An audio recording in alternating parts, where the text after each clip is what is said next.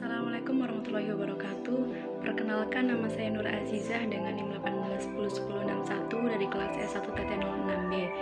Saya bercita-cita ingin bahagia dan sukses di dunia dan akhirat.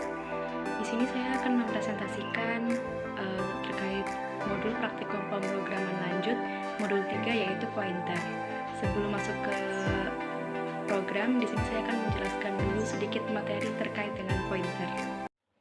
Pointer adalah suatu variabel yang mengandung alamat memori dari objek lain. Pointer ini merupakan salah satu fitur penting yang hanya terdapat pada bahasa C++ saja.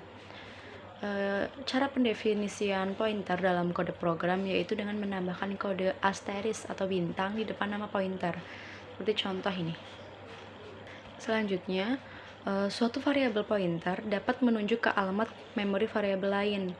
Pada contoh program di sini, dalam inMine itu terdapat deklarasi variabel bukan pointer dan deklarasi variabel pointer (PTR).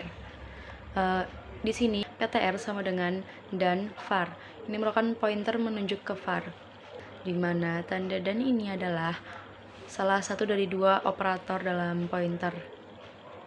Yang pertama itu operator dan atau operator reference, yaitu mendeklarasikan suatu variabel di dalam penggantian memori, atau biasa disebut juga dengan address of. Yang kedua terdapat operator dereference atau bintang ini, yaitu dapat mengakses secara langsung nilai yang terdapat di dalam variabel yang berpointer. Operator ini juga biasa disebut dengan value point by. Selanjutnya terdapat pointer void, yang merupakan pointer yang dapat menunjuk ke sembarang tipe data. Ini contoh dari penulisan pointer void.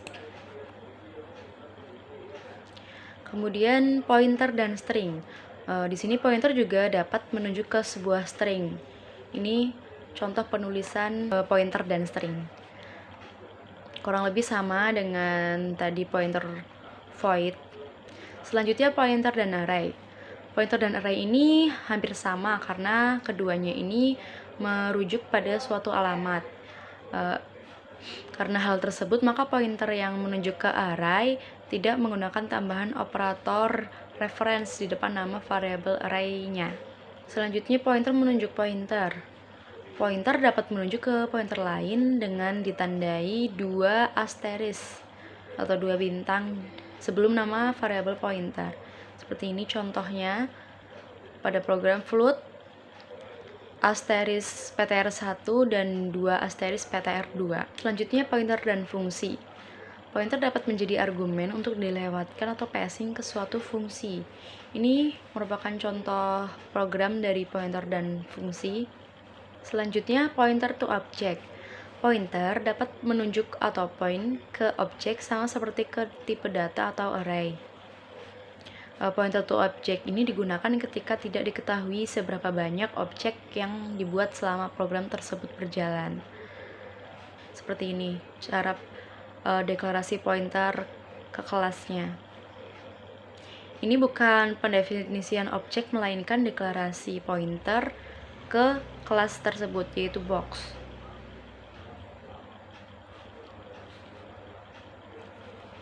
Dalam program ini terdapat dua operator. Yang pertama itu operator new yang berfungsi meminta memori ke sistem operasi untuk pointer. Yang kedua terdapat operator delete berfungsi untuk mengembalikan memori yang telah digunakan ke operating system. Ya, selanjutnya ada array of pointer to object. Salah satu konstruksi pemrograman yang umum adalah array pointer untuk objek. Jadi ini yang lebih sering digunakan. Pengaturan ini memberikan akses yang lebih mudah dan lebih fleksibel ke grup objek dibanding membuat objek dalam array. Jadi ini penulisan array of pointer to object ya. Jadi di sini ada array dengan objek P1 di dalam array yang dibatasi yaitu 10. Ya, selanjutnya di sini saya akan membahas menjelaskan program yang saya buat. Yang pertama pastinya dalam C++ ini kita awali dengan include IOStream yang merupakan library standar dari C++. Selanjutnya using namespace std ini merupakan instruksi untuk memberitahu compiler. Kemudian kelas data ini merupakan kelas induk yang bernama data. di mana dalamnya ini terdapat privat, yaitu fungsi yang hanya dapat diakses oleh objek di dalam kelas saja.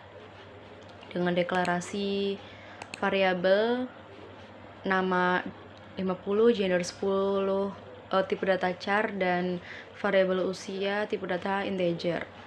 Kemudian terdapat publik. Publik ini fungsi yang dapat diakses oleh siapa saja, beda dengan privat tadi. Yang dalamnya terdapat void get, yaitu member fungsi untuk menginputkan data.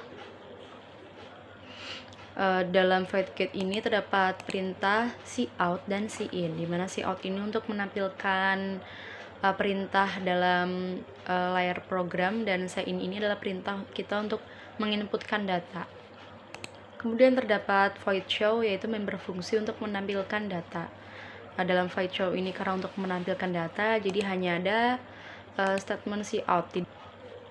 Selanjutnya, kelas anak public data ini merupakan kelas turunan pertama dari kelas induk data. Jadi diambil dari publiknya ya. Dalam kelas anak ini, kelas turunan pertama, sama dengan sebelumnya, itu memiliki privat dan publik dengan fungsi yang sama juga.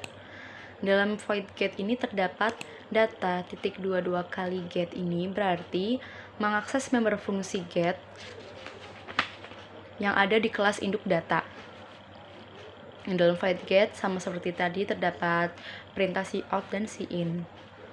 Dalam void show terdapat statement data .22 kali show, ini berarti mengakses member fungsi show yang ada di kelas induk data, dan ini merupakan rumus dari ideal. Dalam kelas turunan pertama ini juga terdapat void hasil, yaitu member fungsi hasil, di mana di dalamnya ini terdapat statement percabangan. Yang pertama itu ada if dengan ideal sama dengan 100 dan normal sama dengan 90, akan menampilkan output seperti ini. Jika kondisi ini tidak dipenuhi, maka akan dilempar ke else if, di mana nilai ideal sama dengan 100 dan normal ini lebih dari 90, maka akan menampilkan output seperti ini. Jika tidak terpenuhi juga, maka akan dijalankan else if selanjutnya dengan nilai ideal tidak sama dengan 100 dan normalnya ini kurang dari 90, maka akan menampilkan output seperti ini. Ya, apabila ketiga di atas ini tidak dipenuhi, maka akan ke percabangan terakhir, yaitu else, dengan output seperti ini. Selanjutnya terdapat kelas dewasa public data. Ini merupakan kelas turunan kedua dari kelas induk data. Isi dari dalam kelas dewasa ini kurang lebih sama dengan kelas anak, hanya beda di normalnya aja. Jika di anak ini nilai normalnya adalah 90, sedangkan di kelas dewasa ini normalnya adalah 100. Selanjutnya pada inMain, di sini merupakan fungsi utama dalam program yang akan dieksekusi saat program dijalankan. Ya, ini seperti yang tadi sudah dibahas dalam materi, ini bukan pendeklarasian objek, melainkan ini deklarasi pointer ke kelas. Sama dengan dewasa juga merupakan deklarasi pointer ke kelas. Selanjutnya terdapat deklarasi variabel kondisi 1, kondisi 2 dengan tipe data char, dan nilai xp ini adalah sama dengan 0 dengan tipe data integer. Lalu terdapat do while, ini merupakan kondisi perulangan dan sebagai inputan dalam program, di mana terdapat terdapat operator new di sini, yaitu meminta memori ke sistem operasi untuk pointer. Di sini ini merupakan kondisi perulangan untuk membuat objek ANK dari array of pointer X menggunakan operator new dan mengambil data melalui member fungsi get. Selanjutnya sama ya, terdapat perulangan do while sebagai inputan kondisi perulangan untuk objek DWS, sama seperti untuk objek ANK tadi. Selanjutnya terdapat perulangan for ya di sini. Perulangan for di sini ini untuk menampilkan data objek. For yang pertama untuk menampilkan data objek ANK, di mana di sini objek ANK pointer array Z mengakses member fungsi show dan mengakses member fungsi hasil. Sama dengan kondisi perulangan for di sini untuk menampilkan data objek DWS. Yang terakhir ada return 0, ini merupakan untuk mengembalikan ke nilai awal. Ya, selanjutnya kita akan menjalankan program. Ya, langsung aja kita inputkan sesuai perintah. Ya, ini adalah outputnya yang muncul di sini. Untuk data anak ini, karena dia berat badannya ini tidak 100 sesuai dengan ideal yang rumus tadi dalam program, ya ini. Jadi dia ini menampilkan output berat badan Anda kurang ideal dan tekanan darah Anda normal. Lakukan olahraga teratur dan makan bergizi seimbang. Untuk data orang dewasanya ini menampilkan output berat badan dan tekanan Anda kurang normal. Silahkan mengambil nomor antrian. Karena ini jika TB dikurangi BB ini tidak 100 dan tekanan darah pun lebih dari 100. Ya, selanjutnya ini adalah flowchart dari program yang tadi, di mana flowchart ini merupakan bagian dari sekumpulan simbol-simbol yang menggambarkan urutan proses secara mendetail dari program yang dibuat. Didahului dari simbol terminator untuk memulai dan mengakhiri suatu program. Yang pertama start, dilanjutkan dengan simbol data, yaitu di sini kita untuk menginputkan data apa saja yang digunakan. Kemudian ini terdapat 2 cabang. Di sini menggunakan simbol decision, yaitu berisi statement atau berisi suatu kondisi, di mana kondisi ini dapat bernilai benar dan salah. Jika nilai ini benar, maka dia langsung dieksekusi. Jika nilainya salah, dia akan dilempar ke percabangan berikutnya, yaitu statement selanjutnya. Begitu seterusnya sampai ke percabangan else terakhir. Salah satu kondisi jika sudah dipenuhi, maka akan dijalankan dengan perulangan for. Jadi dia ini akan terus berulang tiap statement jika kita terus menginputkan data. Ya, kemudian finish juga menggunakan simbol terminator.